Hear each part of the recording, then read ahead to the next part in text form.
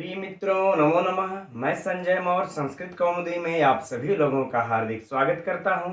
मित्रों, मैं इसी यूट्यूब चैनल संस्कृत कौमुदी के द्वारा आप सभी लोगों को यूपी टीजीटी शिक्षक भर्ती 2022 के संपूर्ण पाठ्यक्रम की तैयारी करवा रहे हैं, अध्ययन करवा रहे हैं, वह भी निःशुल्क, बिना एक भी रुपया शुल्क लिए हुए।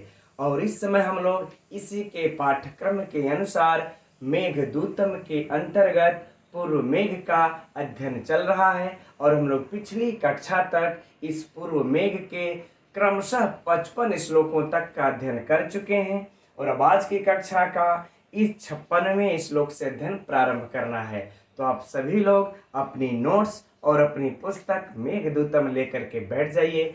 चलिए हम लोग परीक्षा की दृष्टि से गहन, सूक्ष्म एवं विस्तृत अध्ययन प्रारंभ करते हैं। तो पहले एक बार हम लोग इस श्लोक को पढ़ लेते हैं। आसीनानाम सुरभितशीलं नाभिगंधै मृगाणाम तस्या एव प्रभवमचलं प्राप्य गौरम तुषारः वक्षस्य अध्वश्रम विनयने तस्य श्रृंगे निषडः शोभाशुभ्रत्री नयन वृषोत्खात पंकोपमेयाम। है ना मित्रों, अब देखिए इस श्लोक के अर्थ को समझने से पहले हम लोग यह देख लेते हैं कि मेघ कहाँ पर पहुंचा हुआ है, तब इसको समझने में सरलता होगी। तो देखिए मेघ जो है उस गंगा नदी से अब आगे चल करके हिमालय पर्वत को पहुंच रहा है। चूंकि हिमालय से गंगा निकलती हैं तो हिमालय के पास में ही है, तो अब वह गंगा नदी को पार करके हिमालय को पहुंच रहा है। अब वह हिमालय पर्वत पहुंचने पर वहां उस हिमालय पर्वत की चोटी पर बैठने पर उसकी शोभा क्या होगी, वह किस प्रकार की शोभा को धारण करेगा उस हिमालय पर्वत का, मित्रों यह वर्णन महाकवि कालिदास जी इस 56वें श्लोक में कर रहे हैं। और यक्ष जो है मेघ से बता रहा है कि तुम उस हिमालय पर्वत पर जब पहुंच करके बैठोगे तो तुम कैसा दिखोगे। ठीक, देखते हैं अब हम लोग इसके अर्थ को। कह रहे आसीनानाम अर्थात बैठे हुए, है ना। तो कौन बैठे हुए मित्रों, तो थोड़ा सा हम लोग आगे बढ़ जाते हैं। नाभि गंधई मृगाणाम, है ना। मृगाणाम अर्थात हरिणों के, ठीक। तो हरिणों के बैठे हुए, अर्थ हो गया बैठे हुए हरिणों के, स्पष्ट। अब क्या बैठे हुए हरिणों के, तो कह रहे नाभि गंधई अर्थात नाभि के सुगंधों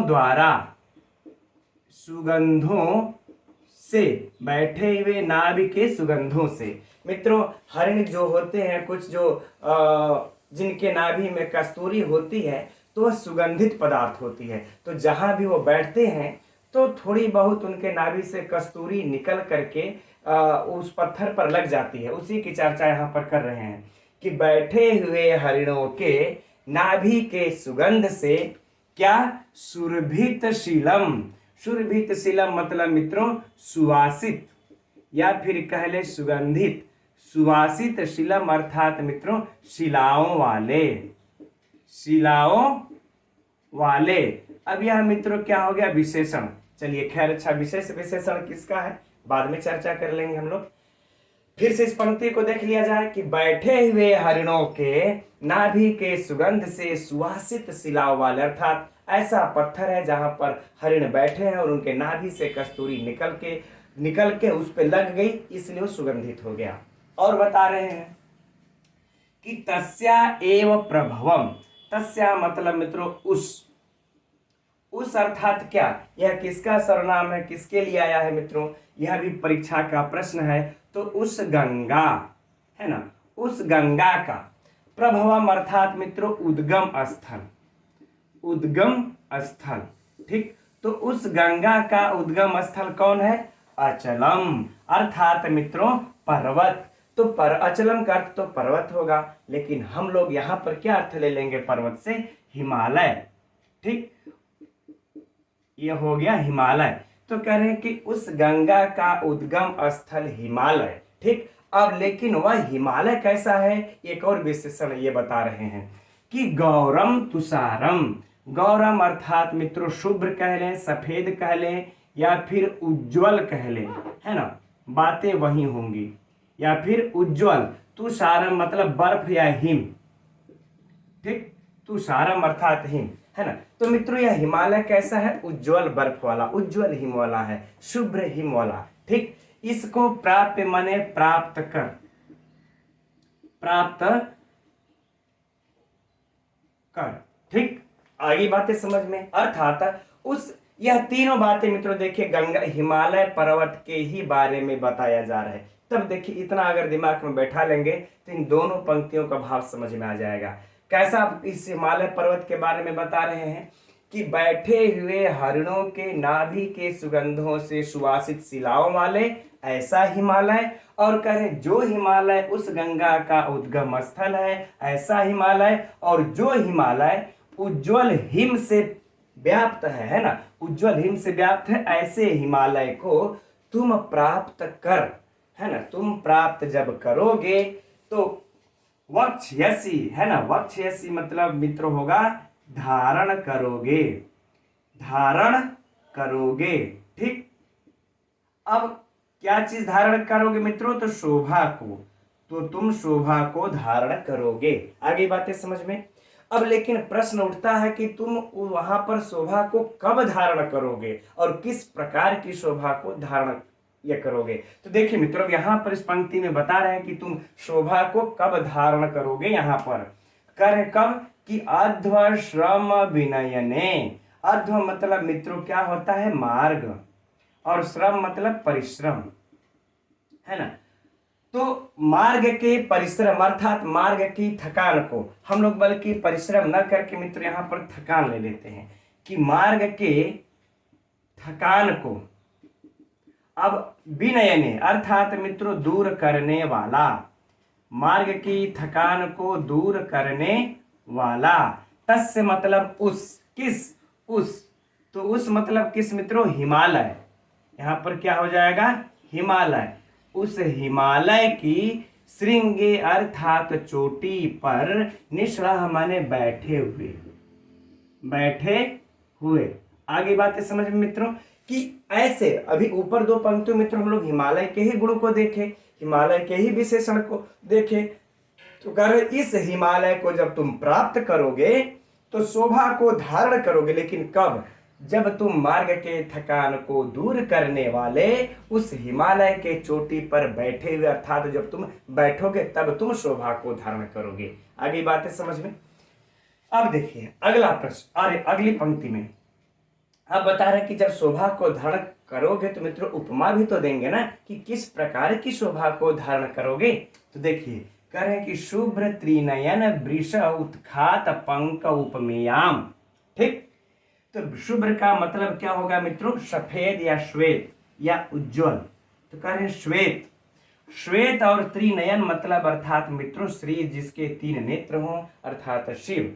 अब वृष अर्थात मित्रों बैल। तो यह जो है श्वेत किसके लिए है? बैल के लिए है। कह रहे शंकर जी के श्वेत बैल के समान। अच्छा, उस बैल के उत्खात मने उखाड़े हुए, है ना, उत्खात मने उखाड़े हुए, ठीक। अब कह रहे हैं पंख मने कीचड़, लेकिन हम लोग उखाड़े हुए सिंह, जो सिंह होते हैं अर्थात उसका जो ऊपर का जो दोनों सिंह निकला होता है, ठीक, उखाड़े हुए सिंह, पंख मतलब अर्थात मित्रों कीचड़, कीचड़ के समान, उपमेया मतलब समान उपमा को या समान कहले उपमा को प्राप्त करोगे, है ना मित्रों। तो देखिए बात स्पष्ट हो गई, पहले इतना ही समझ लेते हम लोग तब संपूर्ण अर्थ को देखेंगे कि देखिए जब वह मेघ जा करके उस हिमालय पर बैठेगा तो देखिए हिमालय भी ठहरा सफेद और बादल तो ठहरा काला। तो इस सफेद पर वह काला ऐसे दिखाई देगा जैसे कि शंकर जी का सफेद बैल, और वह अपने मान लेते हैं सिंह के द्वारा वह क्या किया है? अपने कीचड़ को उखाड़ लिया और अपने सिंह पर कीचड़ लगा लिया है। तो इधर सफेद बैल और उसके ऊपर काला कीचड़ सिंह के ऊपर। सेम उसी प्रकार की शोभा को धारण करोगे जब तुम वहां पर बैठोगे सफेद हिमालय और तुम काले कीचड़। तो इस प्रकार से अगर देखा जाए मित्रों तो बड़ा महत्वपूर्ण प्रश्न दो ठो बन करके निकल करके आता है सामने कि बैल की उपमा किससे दी गई। तो यहाँ पर बैल क्या है मित्रों, हिमालय। यहाँ पर बैल क्या है, हिमालय। और कीचड़ कौन है, मेघ। कीचड़ कौन है, मेघ। ठीक, चलिए अच्छा और भी प्रश्नोत्तरी में इसको शामिल ये कर लेंगे। पहले अब संपूर्ण अर्थ को देख लेते हैं। तो कह रहे हैं कि हे मेघ, बैठे हुए हरणों के नाभि के सुगंधों से सुवासित शिलाओं वाले और उज्जवल हिम वाले उस गंगा के उद्गम स्थल हिमालय को प्राप्त करके तुम मार्ग की थकान को दूर करने वाले उस हिमालय की चोटी पर बैठे हुए, है ना, बैठे हुए उस शोभा को धारण करोगे जैसे शिव का श्वेत बैल अपने सिंह पर उखाड़े हुए कीचड़ के शोभा को धारण करता है। आगे बातें समझ मित्रों। चलिए अब हम लोग प्रश्नोत्तरी की तरफ चलते हैं।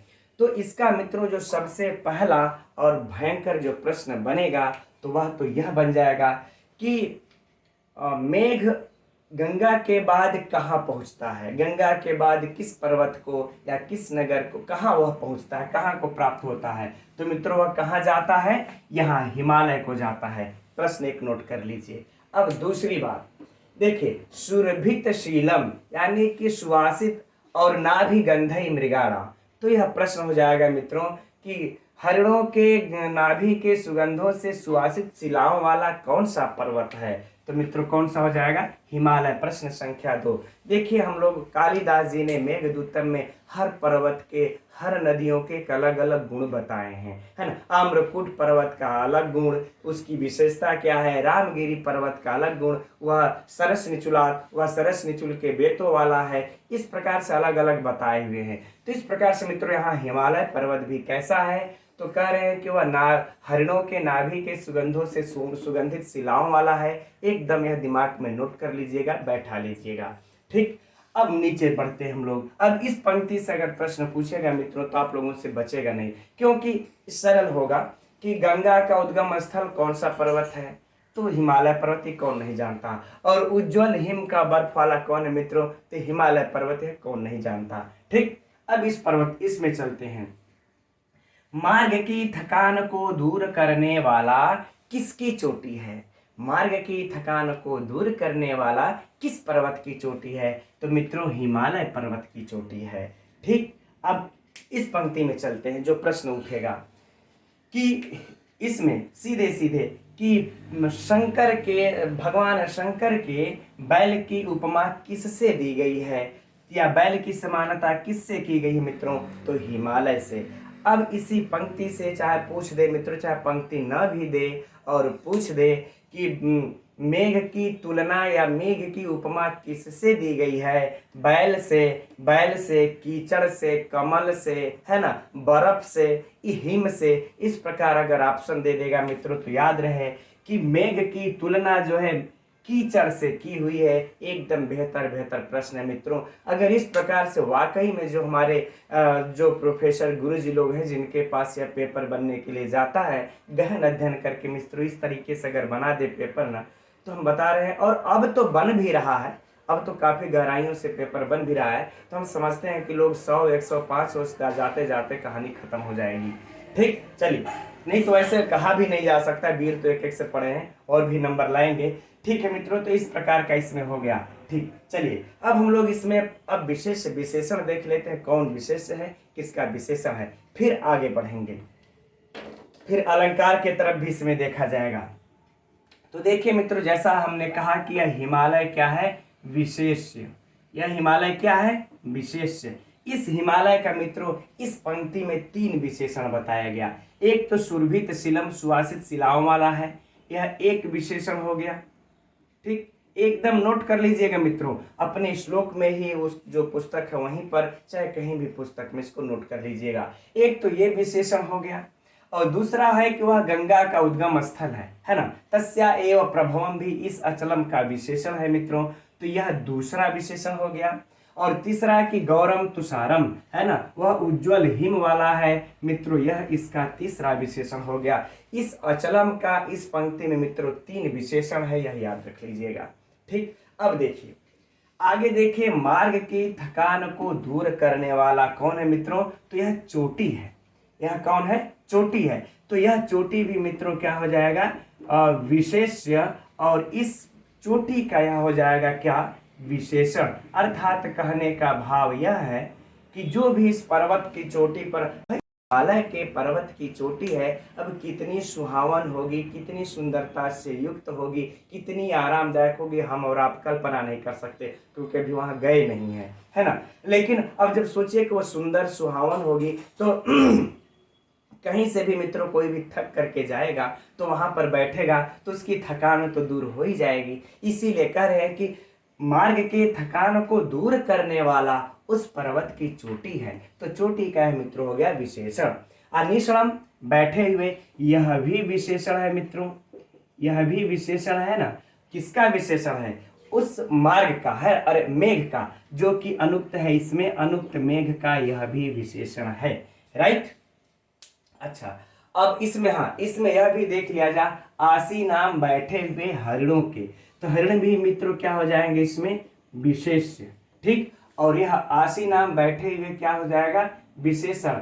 हरिणों की विशेषता क्या है कि वह वहां बैठे हुए हैं। ठीक, यह इनका हो जाएगा विशेषण। तो मित्रों ये इसमें थोड़ा सा ज्यादा विशेषण हो गया है ना। अभी और बैल वैल का निकल जाएगा, लेकिन छोड़ देते हैं, ज्यादा हौच पौच हो जाएगा। अब मित्रों हम लोग थोड़े से इसमें अलंकार की चर्चा कर लेते हैं।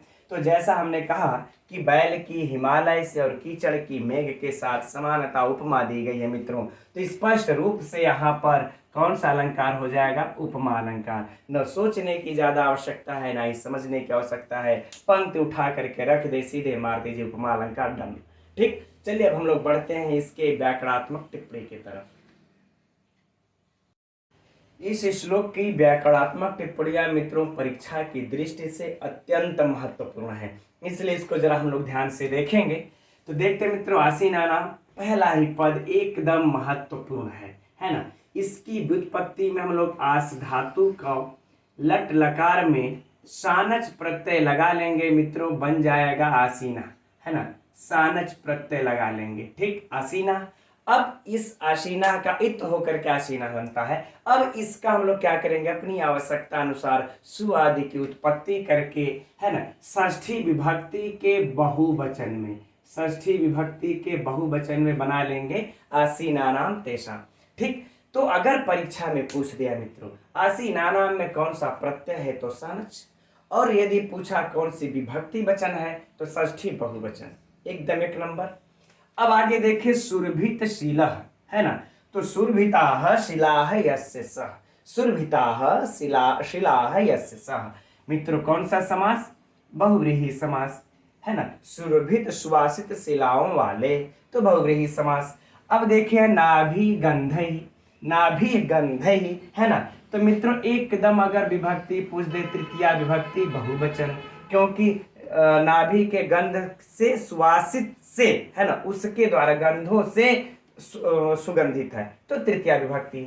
अब मृगाणाम, है ना, तो मृगों के मित्रों यह क्या हो जाएगा, षष्ठी विभक्ति बहुवचन, कोई समस्या नहीं। तस्याह एव, उस मित्रों तो यह भी षष्ठी। अब तस्या एव प्रभवम, हाँ प्रभवम का देख लेते हैं मित्रों, तो प्र उपसर्ग लगा लेते हैं, भू लगा लेंगे, फिर अप प्रत्यय लगा लेंगे, है ना, बन जाएगा मित्रों क्या, प्रभवः। क्या बन जाएगा, प्रभवः, ये बन गया। अब इसके बाद हम लोगों को तो सु आदि की उत्पत्ति तो करना ही है ना, तसह तोते तम उस, तो मित्रों यह क्या हो जाएगा, द्वितीया विभक्ति एक वचन में बन जाएगा प्रभवम।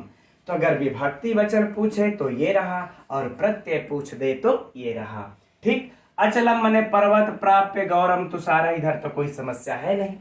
अब देखते हैं वक्ष्यसी, बड़ा ही महत्वपूर्ण है मित्रों यह ना, वह धातु, ठीक, वह धातु से जो लिट लकार है इसमें लगा लेंगे मित्रों, और क्या कर लेंगे इसमें सिप, अर्थात, है ना, मध्यम पुरुष एक वचन। ठीक, मध्यम पुरुष एक वचन को लगा लेंगे मित्रों, बन जाएगा वक्ष्यसी। ठीक, वक्ष्यसी। अब अध श्रम श्रम इधर तो कोई समस्या है नहीं।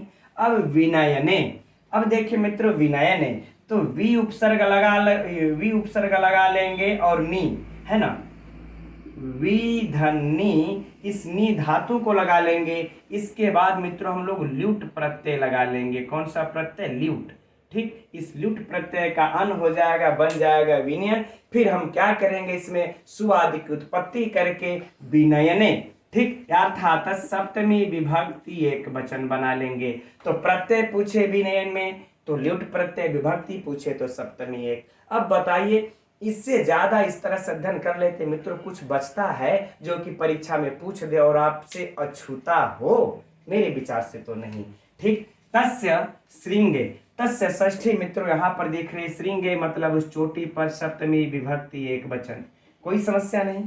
निष्णः, निष्णः की व्युत्पत्ति देखते हैं मित्रों, है ना। निष्णः की व्युत्पत्ति यह महत्वपूर्ण है, परीक्षा के लिए हो सकता है पूछा जाए। निषदकत क्या हो जाएगा मित्रों, इसका नी उपसर्ग लगाइए, फिर सद धातु को लगाइए और उसके बाद कत प्रत्यय को लगा करके सु आदि की उत्पत्ति कर लीजिए मित्रों, बन जाएगा निष्णः। ठीक है, अब आगे बढ़ते हैं। शोभा, यह तो कोई ऐसा है नहीं जो परीक्षा के लिए महत्वपूर्ण है। हाँ, शुभ्र त्रिनयन वृषः, त्रिनयन वृषः यानी शंकर का बैल, है ना, शंकर का बैल। तो संबंध मित्रों हम लोगों को द्योतित हो रहा है तो षष्ठी तत्पुरुष कर लेंगे।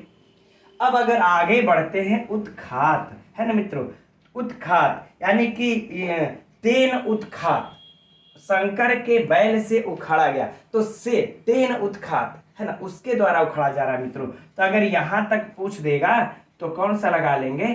तृतीया तत्पुरुष, राइट। अब देखिए पंख, है ना, पंख मतलब कीचड़, यानी तादृशः पंकः, है ना, उसके उखाड़े गए सींग पर लगे हुए कीचड़ वाला तादृशः पंकः। तो मित्रों विशेष विशेषण हो गया। तो यहां तक अगर पूछ देगा तब क्या लगा देंगे? कर्मधारय समास। अब आ जाता है उपमेयाम, है ना मित्रों, उपमेयाम अर्थात तेन उपमेया, उसकी उपमा, तेन उपमेया उसकी उपमा।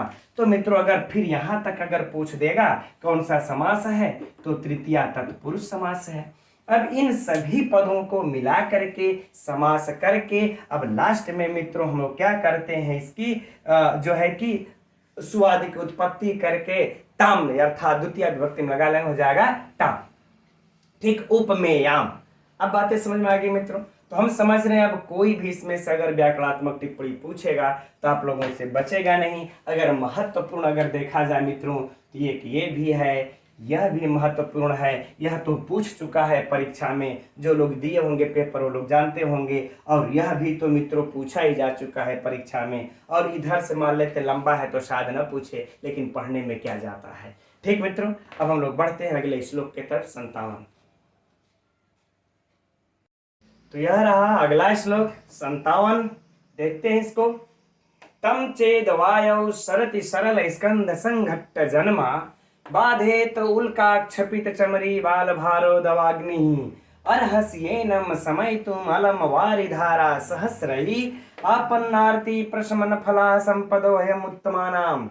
है ना मित्र, देखिए अब इस श्लोक में यक्ष मेघ को बता रहा है कि वहां जब तुम हिमालय को पहुंच रहे हो वहां पर, तो वहां पर पहुंच करके तुमको कुछ कार्य भी करने हैं, दवाग्नि इत्यादि को शांत भी करनी है। ठीक, अब इसी कार्य को इस श्लोक में बता रहे हैं। तो देखते हैं हम लोग इसके अर्थ को मित्रों। कह रहे तम चेतवायु, है ना, चेतवायु, यदि तम मतलब हो जाएगा मित्रों कि तुम, तो तुम अर्थात कौन? मेघ। ठीक, हे मेघ तुम, और चेत माने यदि, चेत अर्थात यदि, वायु माने वायु। कह रहे कि यदि वायु, सरति माने चलने पर, सप्तमी विभक्ति है मित्रों, है ना, चलने पर, एकदम स्पष्ट है कि यदि वायु के चलने पर, है ना। अब आगे देखिए कि सरल स्कंध संघट्ट जन्मा, कि सरल स्कंध अर्थात मित्रों देवदारू, है ना, जिसको देवदार या देवदारू भी कहते हैं, देवदार का वृक्ष। तो कह रहे देवदार के वृक्ष, देवदार के वृक्ष के, अब यहां पर मित्रों थोड़ा सा लंबा हो जाएगा, देवदार के वृक्ष के जो मोटी डालियां हैं, जो तना है, उनके संघट अर्थात रगड़ने से जन्मा माने उत्पन्न, है ना। तो मित्रों यहां पर बस इतना ही लिख लेते हैं, रगड़ से उत्पन्न, ठीक, रगड़ से उत्पन्न, ठीक, कौन मित्रों, दवाग्नि। ठीक, आगे बातें समझ में, फिर से इसको इतना समझ लेते हैं कि हे मेघ, यदि वायु के चलने पर देवदार के जो वृक्ष हैं उनकी मोटी डालियों के रगड़ खाने से उत्पन्न दवाग्नि। आगे बातें समझ में। और स्वाभाविक सी बात है मित्रों कि जंगलों में जब वायु चलती है तो जब पेड़ घने होते हैं, आपस में टकराव मतलब रगड़ खाते खाते गर्मी से आग लग ही जाती है। और कहते हैं तथा तथा बाधे तो उल्काक छपित चमरी बाल भारो, और कहे उल्काक छपित अर्थात अपने अग्नि के कणों अर्थात ज्वालाओं से, ठीक, तो लिख लेते हैं मित्रों, ज्वालाओं से, ज्वालाओं से क्या, चमरी अर्थात चमरी गाय, जिसको हम लोग सुरा गाय भी कहते हैं। तो चमरी के जगह मित्रों हम लोग चाहेंगे तो सुरा गाय भी लिख सकते हैं, सुरा गाय, ठीक। बाल भारो, सुरा गाय के बाल, बाल समूह को जलाने वाली, बाल समूह को जलाने वाली दवाग्नि, बाल समूह को जलाने वाली दवाग्नि। मित्रों आप सभी लोग जानते होंगे, है ना, कि यह अग्नि 3 प्रकार की होती है, दवाग्नि, जठराग्नि, बड़वाग्नि, है ना। दवाग्नि किसको कहते हैं, जो जंगल में आग लग जाए उसको दवाग्नि कहते हैं, और जब पेट में जो आग लग जाए, भूख लग जाए तो उसको जठराग्नि कहते हैं, और जब समुद्र में आग लगती है तो उसको बड़वाग्नि कहते हैं। तो यहाँ पर दवाग्नि की बात है, तो दवाग्नि अर्थात जंगल की आग। बाधे तो अर्थात बाधा पहुंचाए, क्या करे, बाधा पहुंचाए या बाधा करे, है ना, बाधित करे। फिर से अब इतने का अर्थ को समझिए, तब निचली पंक्ति को हम लोग पढ़ेंगे तब समझ में आएगा कि हे मेघ, यदि वायु के चलने पर देवदार के वृक्ष रगड़ से, देवदार के वृक्ष के डालियों से रगड़ से उत्पन्न तथा ज्वालाओं से सुरा गाय के बाल समूह को जला देने वाली यह दवाग्नि यदि बाधा उत्पन्न करे तब, यदि बाधा उत्पन्न करे तब तुमको क्या करना, अर्हस्येनम समयितुम अमलम वारिधारा सहस्रहि, है ना। तब कह रहे हैं वारिधारा अर्थात सहस्र माने सहस्रों, सहस्रों वारिधारा अर्थात मित्रों जल की धारा से, जल की धारा से, तो कह रहे सहस्रों जल की धारा से समयितुम, समयितुम मतलब शांत कर देना। तब तुम उस दवाग्नि को क्या करना, सहस्रों जल की धारा से शांत कर देना। और अलम मतलब हो गया कि पर्याप्त। हम लोग यहाँ पर मित्रों अर्थ ले लेंगे कि अच्छी तरह से, भली भांति, है ना, ठीक, या अच्छी तरह से लिख लेते हैं, अच्छी तरह से, अच्छी प्रकार से, ठीक। और एनम मतलब इस, एनम अर्थात इस, तो किस, इस दवाग्नि को, यह एनम किसके लिए है मित्रों, इस दवाग्नि को, इस अर्थात दवाग्नि को अर्हस्य माने योग्य हो, योग्य हो अर्थात इसको शांत कर देना। अब फिर से समझिए कि यदि यह दवाग्नि, ऐसी दवाग्नि जो कि देवदार के वृक्ष के डाली से रगड़ से उत्पन्न है और ज्वालाओं से सुरा गाय के बाल के समूह को जला देने वाली है, ऐसी अग्नि यदि बाधा को उत्पन्न करे तो इस दवाग्नि को तुम हजारों सहस्रों जल की धारा से अच्छी तरह से तुम क्या कर देना, शांत कर देने के योग्य हो जाना, अर्थात इतनी अच्छे से बारिश करना कि यह जो दवाग्नि है वह बिल्कुल पूर्ण रूप से शांत हो जाए। अब मित्रों नीचे वाली पंक्ति देखिए, सूक्ति है, अब बता रहे हैं, कह रहे हैं क्योंकि सुनो, है ना, आपन्नार्ति प्रशमन फला संपदो। आपन्नार्ति अर्थात मित्रों, आपन्नार्ति अर्थात आपतग्रस्त जनों के, है ना, क्योंकि सुनो जो आपतग्रस्त जन होते हैं, इन आपतग्रस्त जनों के और दुखों को, आपन्नग्रस्त जनों के दुखों को प्रशमनम अर्थात मित्रों शांत करना, है ना, शांत करने के, और यहाँ पर क्या है, फलम, शांत करने के फला अर्थात फल वाली होती हैं, सीधे लिख लेते हैं, ठीक। अब इतने से समझिए पहले क्योंकि आपन्नार्ति प्रशमन फला, क्योंकि आपदग्रस्त जनों के दुखों को प्रशमनम अर्थात शांत करने के फल वाली होती हैं। तो क्या होती है मित्रों? संपदः अर्थात संपत्ति। ठीक। और लेकिन किसकी संपत्ति दूसरों विपत्तिग्रस्त लोगों के दुखों को शांत करने के लिए होती है? तो कह रहे यम उत्तमानाम, यानी कि उत्तम लोगों की, है ना मित्रों। जो उत्तम लोग होते हैं उनकी जो संपत्तियां होती हैं वह आपन्नार्ति प्रशमन फला होती हैं, अर्थात विपत्ति में पड़े लोगों के दुख को शांत करने वाली होती हैं। ठीक। तो तुम भी तो उत्तम हो, हे मेघ तुम भी तो उत्तम हो। और इस समय वह जंगल, वह वन है, वह हिमालय पर्वत की जो भाई चूंकि वहां पर पहुंच ही चुका है, नीचे ये तलहटी में जो मित्रों पर्वतीय क्षेत्र है वहां पर लंबे लंबे देवदार के वृक्ष होते ही है। तो वहां पर जब वह विपत्तिग्रस्त होगा तो तुम अपनी जो जल रूपी तुम्हारे पास संपत्ति है उसकी बारिश करके तुम उसको शांत कर देना। ठीक मित्रों, चलिए अच्छा अब एक बार संपूर्ण अर्थ को पुनः देख लेते हैं। तो कह रहे हे मेघ, यदि वायु के चलने पर देवदार के वृक्ष के मोटे डालियों या तनों से रगड़ खाने से उत्पन्न तथा ज्वालाओं के सुरागाय के बाल समूह को जला देने वाली वह दवाग्नि यदि बाधा उत्पन्न करे तो तुम और अपने हजारों सहस्रों जल की धारा से इस दवाग्नि को अच्छी प्रकार से तुम शांत करने योग्य हो जाना। क्योंकि सुनो, जो उत्तम लोग होते हैं उनकी संपत्तियां आपदग्रस्त जनों के दुख को शांत करने के फल वाली होती हैं। ठीक मित्रों, अब हम लोग देख लेते हैं इसमें से प्रश्नोत्तरी को कुछ ढूंढ के निकाल लिया जाए, है ना। अगर प्रश्नोत्तरी को देखा जाए मित्रों तो एक तो यह प्रश्न हो जाएगा आप लोगों को कि सरल स्कंध, इसका अर्थ मित्रों क्या हो जाएगा? तो देवदार के वृक्ष हो जाएंगे एकदम। इसको हो सकता है शब्दार्थ की दृष्टि से आप लोगों को पूछ दे, महत्वपूर्ण है, इसको नोट कर लीजिएगा। ठीक।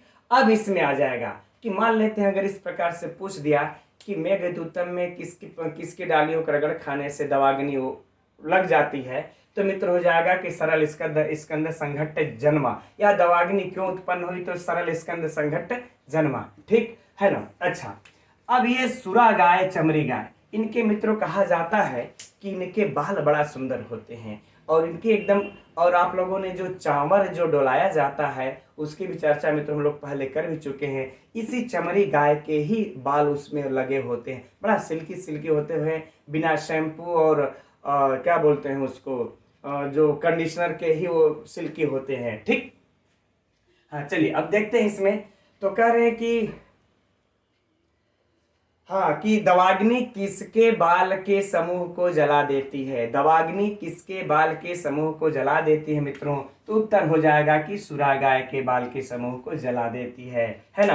अब इस प्रश्न में आई, इस पंक्ति में महत्वपूर्ण प्रश्न निकल रहा है कि मेघ हजारों या सहस्रों जल की धारा बरसा करके कहाँ की दवाग्नि को शांत करता है? तो मित्रों यह जो है हिमालय पर्वत की दवाग्नि को शांत करता है। अब आगे देखिए, यह तो मित्रों शुक्ति हुई। ठीक है ना। शुक्ति से भी एक प्रश्न इस प्रकार से निकल सकता है कि आपत्तिग्रस्त जो विपत्तिग्रस्त जन होते हैं उनके दुखों को शांत करने वाली किसकी संपत्तियां होती हैं? तो मित्रों उत्तम लोगों की संपत्तियां होती हैं। ठीक। अब चलिए इसमें से हम लोग विशेष विशेषण को निकाल लेते हैं। तो विशेष विशेषण मित्रों एक चीज एकदम नोट कर लीजिएगा, दवाग्नि क्या है? विशेष है। इसमें से वैसा कोई मित्रों योग्य प्रश्न हम लोगों ने जबरदस्ती निकाल तो लिया, लेकिन ऐसा कुछ योग्य प्रश्न नहीं है जो कि परीक्षा में सब पूछा जाए। ठीक है ना। लेकिन विशेष विशेषण तो कहीं से भी पूछा जा सकता है, इसलिए इसको नोट करिए। यह विशेष है। यह दवाग्नि कैसी मित्रों? तो देवदार के वृक्ष के डालियों के रगड़ से उत्पन्न है। तो यह क्या हो जाएगा? इसका विशेषण।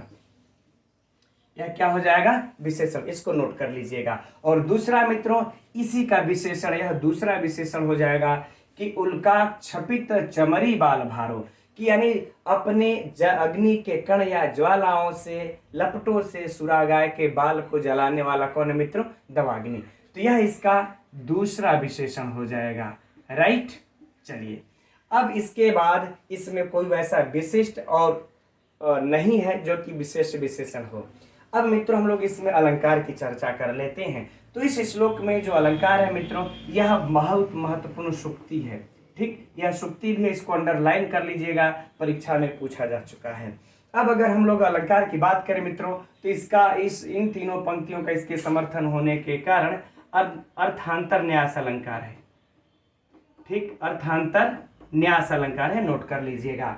राइट, चलिए अब हम लोग इसको फटाफट इसकी व्याकरणात्मक टिप्पणियों को देख लेते हैं। तो यहां पर तम चेत वायु, कोई समस्या नहीं है ना। शरति, सरति, हाँ इसको देख लेते हैं मित्रों। तो इस सरति में श्री धातु से लट लकार लगा करके क्षत्रि प्रत्यय लगा लेंगे मित्रों, क्या बन जाएगा? शरण, है ना।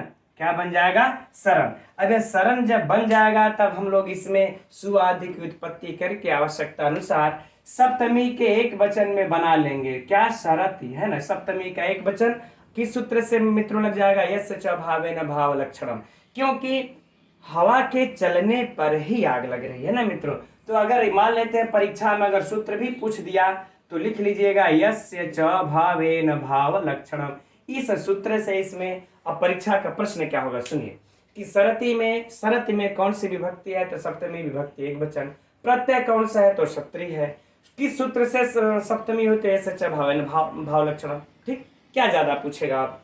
आगे बढ़ते हैं। सरल स्कंध संघट्ट जन्मा, मित्रों इसमें अगर हम लोग देखा जाए तो इसमें अवान्तर भी हो जाएंगे ना। सरला नाम स्कंधा षष्ठी तत्पुरुष समास, है ना। तेसाम संघट्ट, फिर षष्ठी ये तत्पुरुष समास, और लास्ट में क्या हो जाएगा? बहुव्रीहि समास, है ना।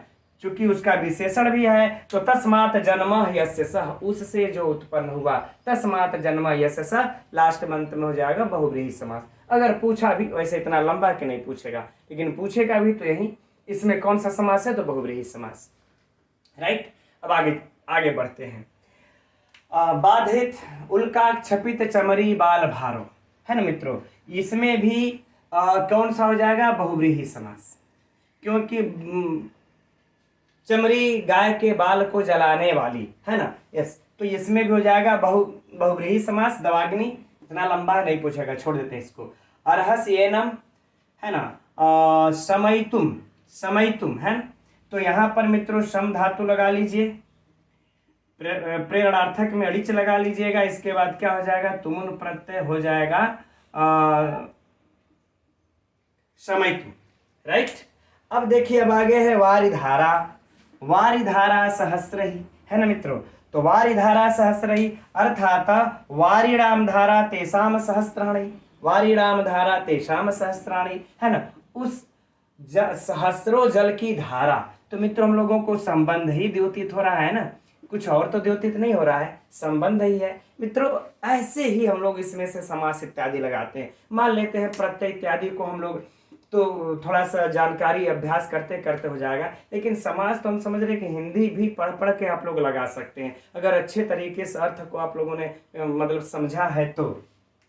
ठीक, अब देखिए आपन नार्ती, है ना मित्रों। तो आपन का क्या हो जाएगा? आपदकथ, आ उपसर्ग लगा लीजिए, पद धातु, पद से फिर क्या कर लेंगे इसमें? कथ, तो हो जाएगा आपन्ना। ठीक, अब आपन्ना तो करें, अब इसके बाद क्या हो जाएगा? करें अर्ति, है ना। तेसाम अर्ति तस्याः प्रशमनम, तो मित्रों यहां पर क्या हो जाएगा? फिर तब षष्ठी तत्पुरुष समास। ठीक, अब फला, ठीक, तो क्या हो जाएगा? तदेव फलम यस्यासा, तो मित्रों अगर पूरे में देख लेंगे तो क्या हो जाएगा? बहुव्रीहि समास। राइट, वैसे इतना भी लंबा है, अभी शायद ही पूछे, नहीं तो नहीं पूछेगा। संपदो ह्यम उत्मानम, कोई समस्या नहीं मित्रों। ठीक, तो हम समझते हैं अभी श्लोक परीक्षा की दृष्टि से लगभग मुख्य सब पूर्ण हो गया, है ना। चलिए हम लोग आगे बढ़ते हैं 58वें श्लोक की तरफ। तो देखते हैं हम लोग इस अगले 58वें श्लोक को। ए संरंभोत पतन रभसा स्वांग भंगाय तस्मिन् मुक्ताध्वानं सपदि शर्भा लंघयेयुः भवन्तम् तान कुर्वीथास्तुमुल करका वृष्टिपाताव किरणान केवान शिव परिभव पदम निष्फलारंभ यत्नाः, है ना मित्रों। देखिए अब इस श्लोक में यक्ष मेघ को और एक कार्य बता रहा है हिमालय पर, कि तुमको एक कार्य और करना है, उन जो सरभ लोग होते हैं, जो सरभ जानवर होते हैं, उनको छितिर बितिर उनका घमंड भी चूर करना है। कब? तो आइए देखते हैं मित्रों हम लोग इस श्लोक में कि उस हिमालय पर दूसरा कार्य में क्या कर रहा है। तो कह रहे हैं ये अर्थात जो, ठीक। अब सरंभोत्पतन रभसा, अर्थात मित्रों कि क्रोध पूर्वक, सरंभो अर्थात क्रोध पूर्वक या फिर क्रोध से वेग पूर्वक, क्रोध से वेग पूर्वक उछल कूद, है ना, उछल कूद करते हुए, ठीक, उछल कूद करते हुए, ठीक। तो कह रहे हैं कि जो क्रोध से वेग पूर्वक उछल कूद कर रहे हैं, उछल कूद करते हुए स्वांग भंगाय, स्वांग अर्थात मित्रों अपने ही अंग के, अपने अंग, अपने अंग को भंगाय मतलब भंग करने के लिए, तोड़वाने के लिए, सीधे कहने अपने अंग को भंग करवाने के लिए, चूंकि मित्र यहाँ पर चतुर्थी है तो अपने अंग को भंग करवाने के लिए तस्मिन, तस्मिन अर्थात मित्र सप्तमी, तो उस पर, सप्तमी है तो उस पर लगा ही सकते हैं, तो किस पर, है ना, तो तस्मिन अर्थात उस पर, अर्थात हिमालय पर, उस पर अर्थात मित्रों कहां पर? हिमालय पर, हिमालय पर। सर्वनाम किसके लिए आया? किसके लिए आया, ठीक। तो कह रहे हैं कि जो क्रोध से वेग पूर्वक उछल कूद करते हुए और अपने अंग को भंग करवाने के लिए, तोड़वाने के लिए उस हिमालय पर, है ना, मुक्ताध्वानम सपदि शर्भा, शर्भा अर्थात मित्रों शर्भ, यह एक प्रकार की प्रजाति होती है, जानवर होते हैं। कहा जाता है कि यह शर्भ 8 पैरों वाले होते हैं और यह सिंह से भी अधिक शक्तिशाली होते हैं, बड़ा भयंकर शक्तिशाली होते हैं, इनके 8 पैर होते हैं। तो कह रहे हैं यह शर्भ कहाँ पाए जा रहे हैं? हिमालय पर, हिमालय के जो तटवर्ती इलाके, जो जंगले हैं वहां पर। तो ये शर्भ क्या कर रहे हैं? क्रोध से वेग पूर्वक उछल कूद करें और अपने अंग को तुड़वाने के लिए उस हिमालय पर, है ना, लंघयेयु, लंघयेयु मतलब मित्रों आक्रमण करेंगे। क्या करेंगे? आक्रमण करेंगे। किस पर? भवंतम अर्थात आप पर, है ना, करे वह जब आक्रमण करेंगे आप पर, ठीक, सपदी माने शीघ्र ही, सपदी अर्थात शीघ्र ही। अब मित्रों एक अच्छा यह छूट गया, है ना, कि मुक्ताध्वानम, मुक्ताध्वानम, मुक्त अध्वानम, मुक्त माने छोड़ दिया गया, छोड़ दिया है, छोड़ दिया है, अध्वानम अर्थात मार्ग, छोड़ दिया है मार्ग जिसने, छोड़ दिया है मार्ग जिसने, ठीक है। तो कह रहे हैं यह सब जो, ये जो शरभ है, छोड़ दिया है मार्ग जिसने अर्थात आप पर, जब यह आक्रमण करेंगे तो शीघ्र ही। अब मित्रों देखिए पहले काम करना है क्या, चलिए 6 पंक्ति को नीचे भी देख लेते तब अर्थ को समझते हैं। तो कह रहे जब आप पर आक्रमण करेंगे तो आप क्या करना? तान कुर्वी था, तान माने उनको, किनको, किनको? तो इन शरभ लोगों को, कुर्वी था मतलब कर देना, है ना, कुर्वी था कर देना, क्या कर देना? कर कि तुमुल करका वृष्टि पातव किरणन, है ना, पाताव किरणन।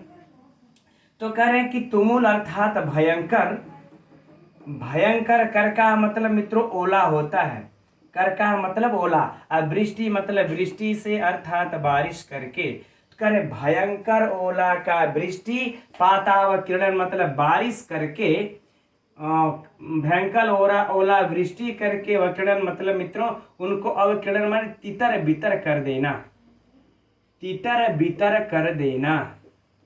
आगे बातें समझ में आने की, छिन्न भिन्न कर देना।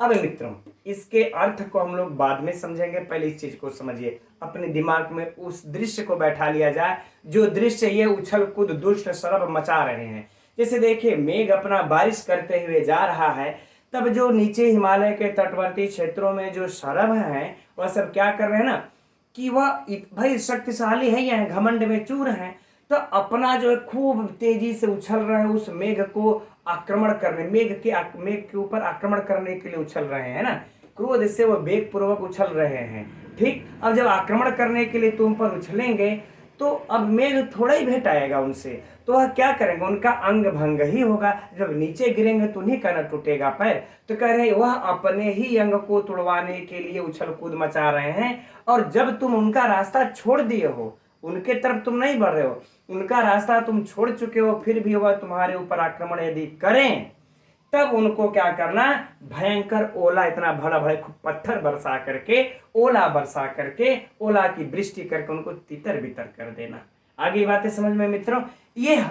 यह मेघ का हिमालय पर पहुंचने पर यह दूसरा कार्य है। ठीक, पहला कार्य क्या था, दवाग्नि को शांत करना था। वहां देखिए चमरी गाय को जो आग लगी थी वहां रक्षा कर रहे हैं, और लेकिन जंगल में मित्रों कुछ हिंसक जंतु भी दुष्ट प्रवृत्ति के भी होते हैं। सरभ जो दुष्ट प्रवृत्ति का था, इसलिए इनको मारपीट करके दुरुस्त कर देना। क्योंकि सुनो, उनको क्यों शांत करना, क्योंकि सुनो, के वान शिव, है ना, के मतलब कौन, न अर्थात नहीं, शिव मने होते हैं, कौन नहीं होते, क्या, परिभवम मने अपमान को, कौन नहीं प्राप्त होते, परिभव पदम अर्थात अपमान को।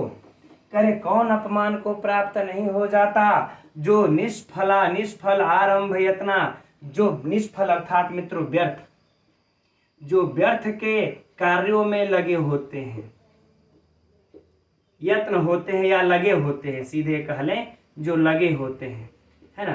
करे जो व्यर्थ के कार्यों में लगे होते हैं, वह कौन नहीं जो है कि अपमानित होता। अब हम चल देंगे इसी प्रकार से सूर्य को पकड़ने के लिए, चांद को पकड़ने के लिए ऊपर जाकर के गिर जाएंगे, तो हमारा तो यह व्यर्थ का कार्य है मित्रों। तो लोग हम देखेंगे तो हमारे ऊपर हंसेंगे भी, हमको अपमानित भी करेंगे। तो व्यर्थ के कार्यों में लगे हुए कौन नहीं अपमानित होता। यह सरभ भी किसके कार्यों में लगा हुआ है, व्यर्थ के कार्यों में लगा हुआ है, क्योंकि यह उछल करके मेघ पर आक्रमण करना चाह रहा। अब मेघ को तुम थोड़ा ही छू लोगे, कितना बड़ा शक्तिशाली हो, तो इतना बड़ा जंप तुम्हारा थोड़ा है। ठीक, आगे बातें समझ में मित्रों। चलिए अब हम लोग एक बार इसको संपूर्ण अर्थ को देख लेते हैं कि जो क्रोध से वेग पूर्वक उछल कूद करते हैं और अपने अंग को तुड़वाने के लिए उस हिमालय पर, ये जो सरभ है जिनका रास्ता आपने छोड़ दिया है, वह आक्रमण यदि आप पर करें तो आप शीघ्र ही क्या करना कि उन पर भयंकर ओला की वृष्टि करके उनको तितर बितर कर देना। क्योंकि सुनो, व्यर्थ के कार्यों में लगे हुए कौन अपमान को प्राप्त नहीं होते, अर्थात अवश्य ही अपमान को प्राप्त होते हैं। ठीक, यहाँ पर मित्रों अगर ध्वनि निकाली जाती है कि अभी ध्वनि निकल रही है कि शत्रु कितना भी कमजोर हो, उसको छोटा नहीं समझना चाहिए। उस पे अगर वह आक्रमण आपके ऊपर कर रहा है तो उसको शांत कर ही देना चाहिए। इसलिए मित्रों हम लोगों का भी परीक्षा कितना हो बड़ी छोटी हो, लेकिन हम लोगों को बड़ा ध्यान से अध्ययन करना चाहिए। ठीक है, अब इसमें मित्रों हम लोग कुछ प्रश्न को खोद करके निकालते हैं। वैसे कुछ विशिष्ट तो नहीं निकलेगा, लेकिन चलिए, है ना, कि स्वंग भंगाय, अपने अंग को तुड़वाना के लिए, अपने अंग को तुड़वाने के लिए कौन उछल कूद कर रहा है मित्रों, तो सरभ कर रहे हैं। या फिर प्रश्न को इस प्रकार से पूछा जाए कि यह सरभ किस पर्वत पर, मेघदूतम के अनुसार सरभ किस पर्वत पर पाया जाता है। मित्रों महत्वपूर्ण प्रश्न है, इसको एकदम नोट कर लीजिएगा कि मेघदूतम के अनुसार सरभ किस पर्वत पर पाए जाते हैं, तो हिमालय पर्वत पर पाए जाते हैं। या फिर हिमालय पर्वत पर मेघदूतम के अनुसार कौन से जंतु पाए जाते हैं, चमरी गाय, सरभ, है ना, उपर्युक्त दोनों, इनमें से कोई नहीं मित्रों। तो यह भी नोट कर लीजिएगा, क्योंकि चमरी गाय भी हिमालय पर है और सरभ जंतु भी हिमालय पर है। तो यह हो गया। ठीक, दूसरा अगला प्रश्न देखते हैं कि 8 पैरों वाला प्राणी कौन सा है। मेघदूतम के अनुसार चाहे ऐसे भी मित्रों 8 पैरों वाला प्राणी कौन सा है, तो यह सरभ है। ठीक, चलिए आगे बातें यहाँ हो गया। अब ये तो हो ही जाएगा कि क्रोध पूर्वक वेग से उछल कूद कौन कर रहा है, तो सरभ कर रहा है। ठीक, आगे बढ़ते हैं। मेघ, इस पंक्ति से मेघ किसको ओलावृष्टि करके तितर बितर कर देता है, पक्षियों को, सर्भों को, चमरी गायों को, है ना, ये प्रश्न हो जाएगा। पक्षियों को, सर्भों को, चमरी गायों को, या फिर और भी कुछ ले लेंगे फलाना ढिमका। ठीक, तो किसको करता है, तो यह भयंकर ओलावृष्टि करके सर्भों को वह तितर बितर कर देता है। राइट, चलिए अब इसमें कौन अपमान को प्राप्त होता है, तो व्यर्थ के कार्यों में लगा हुआ जो रहता है वो इंसान अपमान को प्राप्त होता है। प्रश्न। ठीक, अब विशेष से विशेषण देख लेते हैं मित्रों। ये तो साहित्य के प्रश्न हो गए। अब विशेष से विशेषण को अगर देखा जाएगा मित्रों, तो इसमें देखिए भवंतम, हाँ ये स्वंग स्वांग भंगाय, ये क्रोध से वेग पूर्वक उछल कूद करते हैं। यह किसका है? यह क्या है मित्रों? विशेषण है। किसका विशेषण है? इस शरभ का विशेषण है। यह क्या हो जाएगा मित्रों? विशेष्य। यह क्या हो जाएगा? विशेष्य। या स्वंग भंगा, या अपने अंग को तोड़वाने के लिए, है ना, अपने अंग को तोड़वाने के लिए कौन उछल कूद कर रहा है मित्रों? शरभ, ये उसका विशेषण।